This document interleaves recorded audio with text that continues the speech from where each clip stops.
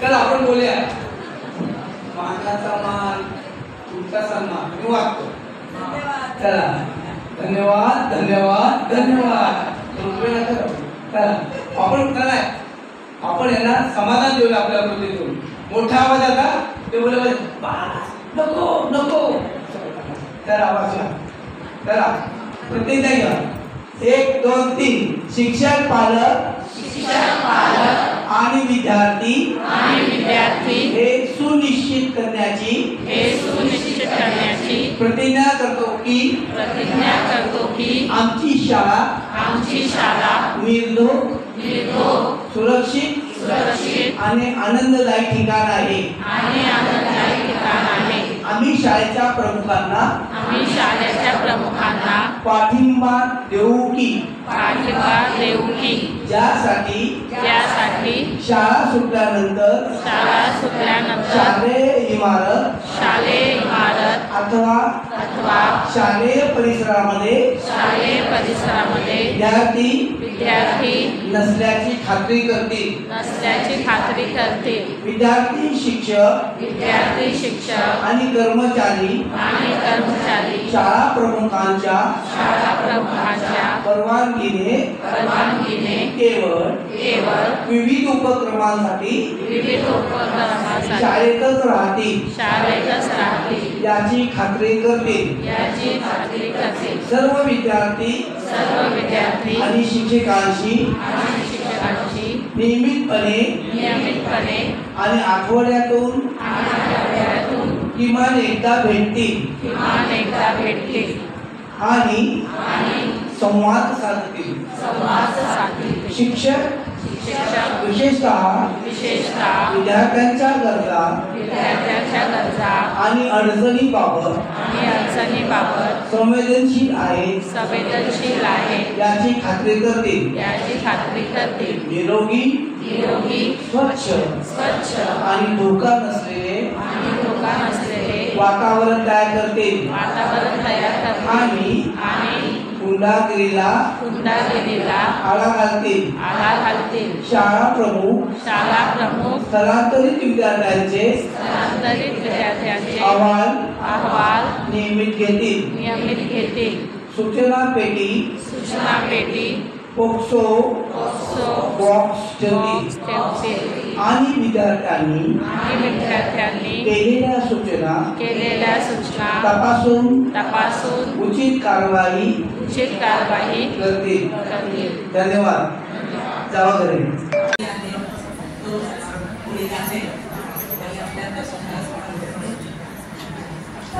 माझी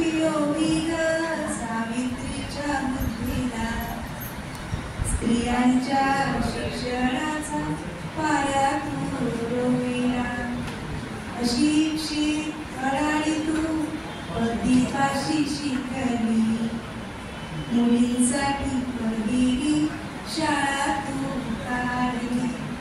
आणि आज आपण सावित्रीच्या दिवशी आज अभिमान आहे की त्यांनी आणि तुम्ही आपण एकत्र हे प्रशिक्षण घेत आहोत, शिकत आहोत. पहिलं सत्र आहे.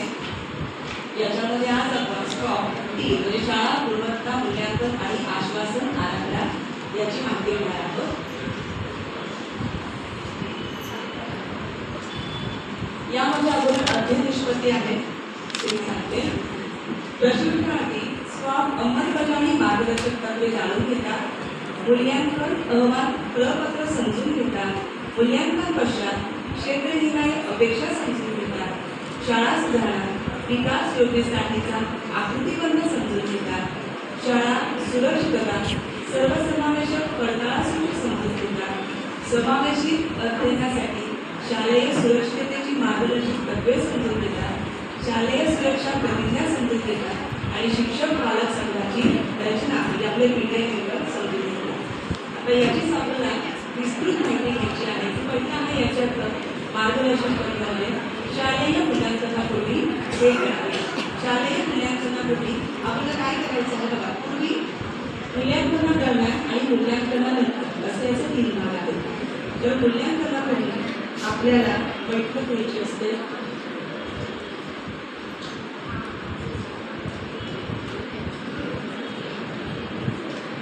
यामध्ये शाळेची माहिती, निकाल, उपस्थिती, वेळापत्रक, शाळा विकास आराखडा यांची माहिती असायला हवी.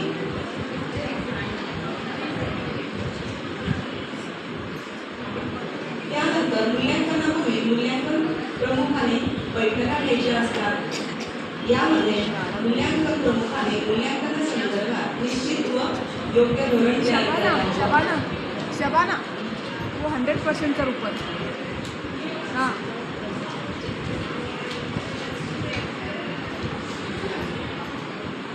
शाळेची सर्व उपलब्ध माहिती मूल्यांकन करण्यासाठी जरा उसके बाजू में, हाँ उसके बाजू में. धन्यवाद मॅडम, छान स्पष्ट दिसले.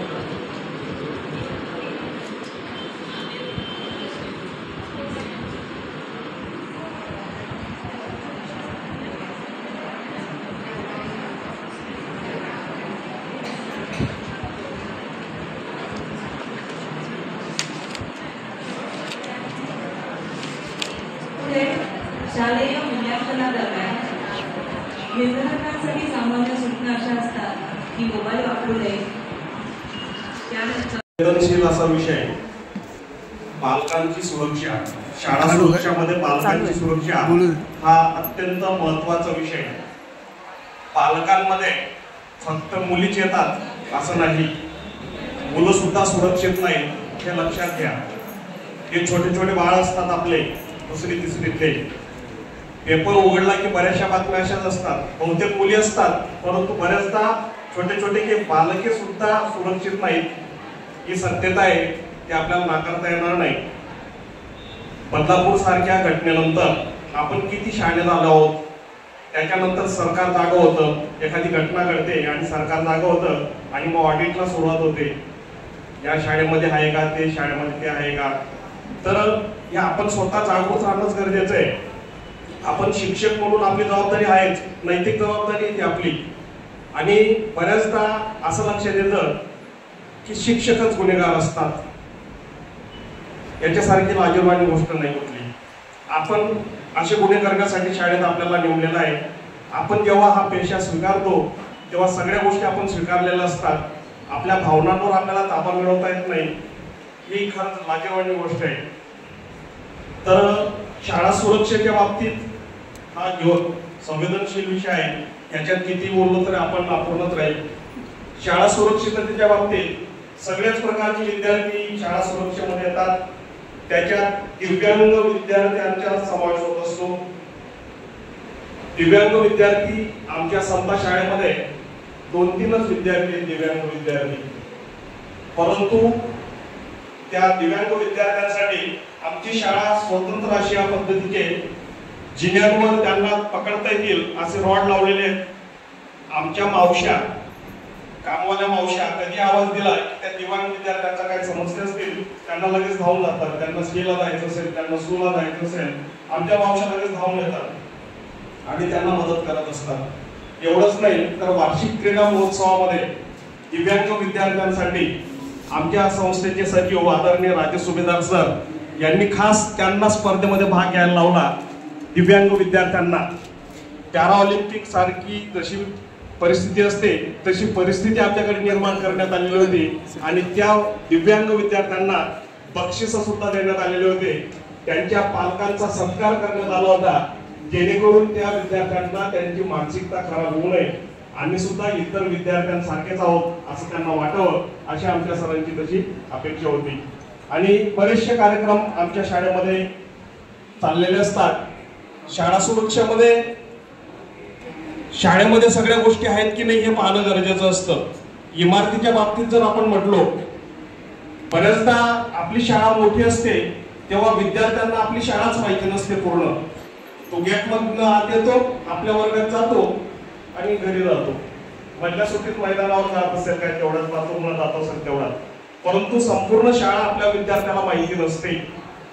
आपल्या शाळेत असे बरेचसे विद्यार्थी असतात की संपूर्ण शाळा त्यांना माहिती नसते.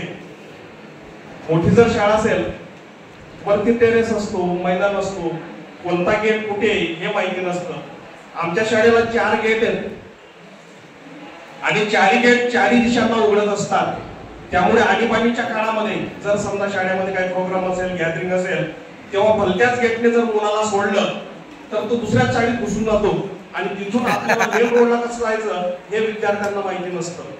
आणि म्हणून शाळा सुरक्षेमध्ये हे आम्ही विद्यार्थ्यांना दाखवून ठेवलेलं असतं की बाळाने तू ह्या गेटने गेलास तर इकडे, त्या गेटने गेलास तर तिकडे. आणि हे पालकांनाही माहिती असतं. व्हॉट्सअपवर आम्ही मेसेज टाकत असतो वेळोवेळी की आज आपला इयत्ता 5वी 6वी विद्यार्थी ह्या गेटने बाहेर पडणार आहेत. शाळेमध्ये सीसीटीव्ही कॅमेरे आहेतच. इमारत चांगली असणं गरजेचंच असतं, नाहीतर स्लॅब कोसळतो, भिंती कोसळतात, बऱ्याचशा दुर्घटना घडत असतात. कधी कधी संडासच्या टाक्या असतात त्या उघड्याच असतात किंवा पाण्याची टाकी उघडी असते, टेरेसचा दरवाजा उघडाच असतो, मुलं अचानक वरती चालले जातात. आताच काही दिवसांपूर्वी तो एका 9वीचा मुलगा, तुम्ही सगळ्यांना माहिती असेल ती बातमी, शाळेतनं निघाला आणि तासाभरातच त्यांना फोन आला की त्याने असं असं करून घेतलं म्हणून. अंगावर शहारे आणणाऱ्या अशा घटना घडत असतात. त्यामुळे जर आपल्या शाळेला टेरेस असेल तर त्याचा गेट नेहमी बंदच असायला पाहिजे. त्याचा विद्यार्थ्यांना असं वाटायला नको की मी तिकडे जाऊन काही पण करू शकेल असं. तो आपला संवेदनशील विषय. 9वी 10वीचे जे विद्यार्थी असतात त्यांच्या हातात मोबाईल असतो. मोबाईलमध्ये बऱ्याचशा गोष्टी त्यांना न सांगता बघायला मिळत असतात आणि त्यांना कुतूहल निर्माण होत असतं आणि त्यामुळे ते आपला पार्टनर शोधतात आणि त्याच्यात अशा बऱ्याचशा घटना घडत असतात. आपण अशा उंबरठ्यावर आहोत मित्रांनो की याला आळा कसा घालायचा, मोबाईल मध्ये येणारे ह्या लिंक कशा थांबवता येतील आपल्याला फार मोठं संकट आहे. आणि त्याच्यापासून आपण बचाव करण्यासाठी विद्यार्थ्यांना वेळोवेळी काउन्सिलरची मदत घेत असतो. काउन्सिलर त्यांना सांगत असतात. धन्यवाद.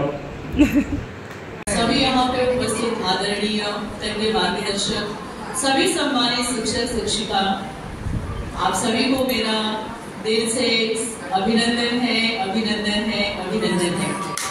सुबह से हम आज हैं और लगभग हमारा ये 4था दिन है. तो ट्रेनिंग हम लेने के लिए यहाँ पे आए हैं, लेकिन मुझे ऐसा लगता है, जब मैं बैठी थी तो मुझे भी बार बार यही लगता था कि ये हमारी ट्रेनिंग नहीं है बल्कि हमारा एक गेट टुगेदर है कि जहाँ पे हम सभी शिक्षकों को एक दूसरे से मिलने का मौका मिलता है. हमारे एल वॉर्ड में कितने 80 I think more than 80 schools हैं, लेकिन उनको सभी स्कूलों के शिक्षकों से मिलने का मौका जो उपलब्ध कराता है ये ट्रेनिंग है. तो इसके लिए पहले हमको डिपार्टमेंट को एक बार धन्यवाद देना चाहिए ताली बजा के कि जो ऐसे कार्यक्रम करते हैं कि जिसमें हम अपने ट्रेनिंग फ्रेंड से मिल पाते हैं. क्योंकि बहुत सारे शिक्षक ऐसे हैं ना दोस्तों कि हम दोस्त कह सकते हैं क्योंकि हमारी एक ही बिरादरी है, एक ही हमारा परिवार है. तो जिसमें हम उनसे केवल ट्रेनिंग्स में ही मिल पाते हैं, तो हमने उनको नाम दिया है ट्रेनिंग फ्रेंड। वैशाली हांडे मैडम, जो कि हम लोग पिछले 25 सालों से हम ना उनके स्कूल में गए हैं कभी, लेकिन शायद मुलाकात नहीं हुई होगी जितना हम ट्रेनिंग में एक दूसरे से मिले हुए हैं। तो अभी आज हम लोगों को एक ग्रुप टीम वर्क दिया, एक मुद्दा दिया गया कि विद्यार्थी का सातत्यपूर्ण विकास करने के लिए मार्गदर्शक उपाय कौन से हैं। ये हमारे लिए कोई नया मुद्दा नहीं है, हमारे लिए कोई नई बात नहीं है। इवन बीएड और बीएड की जब हम ट्रेनिंग करते हैं तभी से हमारा ये शुरू हो जाता है। ये सारे पॉइंट्स हमें कैसे करने हैं, उपक्रम कैसे करने हैं, तो ये कोई हम नई बात आपको बताने यहाँ पे उपस्थित नहीं है। ये बातें सारे लोग जानते हैं, बस एक है कि थोड़ा सा हमको टाइम रीयूज करना है, समय को जो है आगे बढ़ाना है। तो ऐसी कुछ ना कुछ नाविन्यपूर्ण बातें होनी चाहिए। इसके द्वारा हमारी और आपकी मुलाकात भी होती है, हम एक दूसरे को देख भी पाते हैं, ऐसा हमारा ये प्लेटफॉर्म है। तो जो हमारा टॉपिक चल रहा है इसमें ना, उसकी शुरुआत पहले वो स्व से करता है। किसी भी इंसान की शुरुआत भी हम जीवन की कहें तो स्व से होता है। स्व के बाद आता है उसका परिवार, स्वतः का परिवार, 4 लोगों का, 5 लोगों का, मम्मी पापा भाई बहन दादा दादी जो भी घर में और अन्य व्यक्ति रहे। उसके बाद वह बच्चा जब 3 वर्ष का होता है, 3.5 वर्ष का होता है, तब वो अपने उस छोटे से परिवार से निकलकर, छोटे से समाज से निकलकर वो विद्यालय की ओर उन्मुख होता है। और जब वो विद्यालय आता है उसके परिवार का आकार बढ़ जाता है।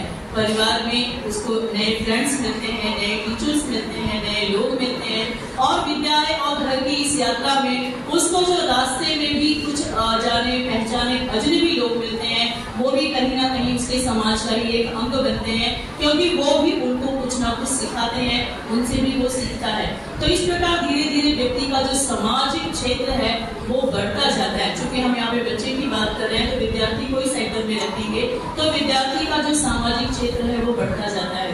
विद्यालय में आने के बाद में वैसे भी एक कहावत कही जाती है, बड़ी सिंपल और फेमस एंड पॉपुलर है, कि स्वस्थ मस्तिष्क का निवास, स्वस्थ मन का निवास स्वस्थ तन में होता है। तो हमें कह सकते हैं कि एक अगर हमें कुशल, संपूर्ण और अच्छा विद्यार्थी चाहिए तो हमें एक ऐसा सकारात्मक ऊर्जा से भरपूर एक समाज भी होना चाहिए। अगर विद्यार्थी अच्छा है, समाज भी अच्छा है, तो उसका विकास होने से कभी रुक नहीं सकता। लेकिन ये दोनों ही बातें एक शिक्षक के नाते पे उसको पूरा करने की जवाबदारी हमारे ऊपर दी गई है, चाहे हमने ली है, चाहे जबरदस्ती या मजबूरी। क्योंकि हमने जब शिक्षक पेशा स्वीकार किया तो एक नैतिक जवाबदारी हमने अपने अंदर ले ली कि अब हमको ये काम करना ही है। क्योंकि हम विद्यार्थी का कहते हैं कि हम विद्यार्थी का विकास करते हैं, लेकिन दोस्तों हम विद्यार्थी के विकास के साथ साथ अपना स्वतः का भी विकास करते हैं। सातत्यपूर्ण विकास के लिए हमें कौन से मार्गदर्शक उपाय करने चाहिए? तो हमें अलग अलग टॉपिक हमने लिया, मानसिक विकास, भावनिक विकास, सामाजिक विकास, सांस्कृतिक विकास, आर्थिक विकास, नैतिक विकास। तो साथियों ये सारे विकास ना एक उसी तरह से हैं जैसे हम एक बैलेंस डाइट की थाली कहते हैं ना, संतुलित भोजन की थाली तो जो होती है वैसे ही ये सारे विकास है। क्योंकि जैसे संतुलित भोजन में अगर भोजन का एक घटक कम हो जाए तो व्यक्ति को, विद्यार्थी को संपूर्ण पोषण नहीं मिलता, ऐसे ही इतने सारे विकासों में अगर कोई एक विकास कम हो जाए तो उसका संपूर्ण विकास नहीं हो सकता। तो एक तरह से हम बैलेंस पोषण या डाइट की बात कर रहे हैं। तो जितने भी विकास का हम नाम लेते हैं सब एक दूसरे से जुड़े हुए हैं, एक दूसरे से संलग्न हैं। हम कह सकते हैं एक दूसरे के पूरक हैं, एक के बिना दूसरे का महत्व नहीं है। तो जो मुझे टॉपिक दिया है वो है सामाजिक विकास। तो साथियों किसी व्यक्ति वो at the end of life को हमेशा एक अगर कुशल शिक्षक बनना है तो सबसे पहले हमें एक कुशल विद्यार्थी बनना चाहिए। क्योंकि जो एक अच्छा विद्यार्थी होता है वही एक अच्छा शिक्षक होता है, और जो एक अच्छा शिक्षक होता है वही एक अच्छे विद्यार्थी का निर्माण कर सकता है। तो एक अच्छा विद्यार्थी निर्माण करना यह जो मुख्य जवाबदारी समाज ने हमारे ऊपर दी है उसको हमें बहुत ही निष्ठा और लगन के साथ और नियमित रूप से जो है पालन करना चाहिए। विद्यार्थी जब समाज से, अपने घर के परिवार से बाहर निकलता है तो हम कहते हैं कि उसका सामाजिक विकास बढ़ रहा है। सामाजिक विकास विद्यालय में ही आकर होता है ऐसा कुछ भी नहीं है। ये बातें हम शिक्षक बाद में बने, पहले हम एक पालक भी बने। और एज अ पालक अगर हम कहें तो सबसे पहले व्यक्ति बच्चे का विकास जो है वो हम कहाँ से शुरू करते हैं? घर से ही शुरू करते हैं। उसको नीति मूल्य की बातें सिखाना, उसको किस तरह से मिलके रहना चाहिए। तुम्हारे दोस्त ने तुम्हारा कुछ ले लिया तो उससे झगड़ा नहीं करना है, झूठ नहीं बोलना है। ये सारे जो नीतिपरक बातें हैं पहले बच्चा एज अ टीचर अपने माँ बाप से वो सीखता है। और उसके बाद जब वो विद्यालय आता है तो विद्यालय में हम अनेक उपक्रम करते हैं, हमें उपाय ही समझना है ना, तो हम ये उपक्रम करते ही हैं, विद्यालय में जरूर करते हैं। विद्यालय की शुरुआत जो होती है सबसे पहले जनगण मन से शुरू होती है, जहाँ पे उसके अंदर देशभक्ति की भावना का निर्माण होता है। वो जानता है कि ये मैं जो बोल रहा हूँ ये मैं किसके लिए बोल रहा हूँ। और उसके बाद में फिर भारत मेरा देश है प्रतिज्ञा कराई जाती है, जिसके द्वारा उसके मन में अपने देश के प्रति भक्ति भावना जो है वो जागृत कराई जाती है। इसके बाद जो हम प्रार्थनाएं कहते हैं उस ईश्वर को याद करते हैं, परमात्मा को याद करते हैं जो इस पूरी सृष्टि को चलाता है। तो इस तरह से उसका जो दृष्टिकोण है एक तरह से व्यापक होता जाता है। और इसके साथ साथ इसके अलावा हम विद्यालय में ऐसे बहुत सारे उपक्रम हम सभी लोग करते हैं और वो सारा उपक्रम सामाजिक विकास के लिए होता है। जैसे क्लास में बच्चे ने किसी से झगड़ा कर लिया तो हम ये नहीं कहते कि तूने बहुत अच्छा किया, तुझे और लड़ाई करना चाहिए, नहीं, हम उसको सिखाते हैं कि बेटा मिलकर रहो, झगड़ा करने से नुकसान होता है, ये नहीं करना चाहिए। कभी कोई टिफिन नहीं लाता है तो दूसरा बच्चा उसको शेयर करता है कि ठीक है आज मेरे टिफिन में से तुम खा लो। ईवीएस के लेसन में हमको सोमत आता है 2 नंबर के लिए, एक प्रश्न था कि अगर किसी तुम्हारे दोस्त जो है वो टिफिन लाना भूल गया तो तुम क्या करोगे। बच्चे अपना अपना मत लिखते हैं। एक बच्चे ने कहा मैं उसको बोलूंगा घर जाके लेके आओ, एक बच्चे ने कहा मैं उसको 10 रुपए दूंगा कि तू बिस्किट खरीद के ले ले, लेकिन एक बच्चे का आंसर था कि मैं उसको अपना टिफिन शेयर करूंगा, मेरे पास जो है वो मैं उसको खिलाऊंगा। तो यह भावना सामाजिक विकास का ही एक छोटा सा रूप है, क्योंकि आज का जो विद्यार्थी है कल जाकर वो एक सुदृढ़ और सुसज्जित नागरिक बनता है।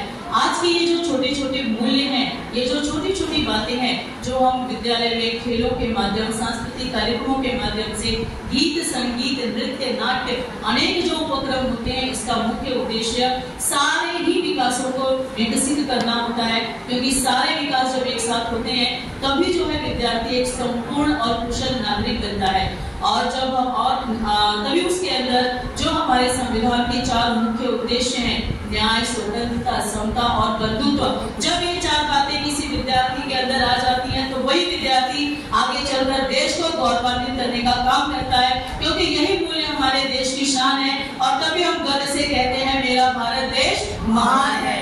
और तभी हम कह सकते हैं जो भारत को विश्व गुरु बनाने की बात कही जा रही है, बिना इन मूल्यों के कभी नहीं बन सकता है। ये हमारे भारतीय संस्कृति की पहचान है।